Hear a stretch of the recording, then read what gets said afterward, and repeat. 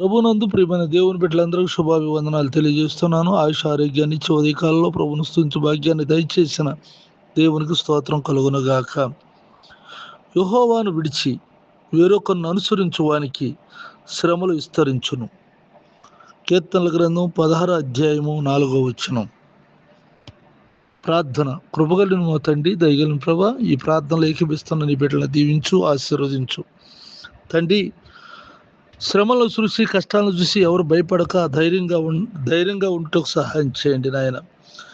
వేరొకరి వైపు తిరగకుండానట్లుగా ప్రతి వారి హృదయాలను స్థిరపరచండి అయ్యా. శ్రమలను తెచ్చిపెట్టుకుని వారంగా ఉండక శ్రమలలో విజయాన్ని చూసే వారంగా ఉండుటకు సహాయం చేయండి. నీ బిడ్డలకు నేర్పించండి, ఆత్మచేత నడిపించండి, కృంగిన వారిని లేవనెత్తండి ప్రభా, ధైర్యపరచండి. అలాగే వారు చేస్తున్న వ్యాపారం, వ్యవసాయం, ఉద్యోగాలు, చదువుల్లో నువ్వు తోడుగుండి సహాయం చేయండి నాయన. బలహీనులకు బలమునివ్వండి, దరిద్రం, అప్పుల బాధ, ఆర్థిక సమస్యలను తీర్చండి నాయన.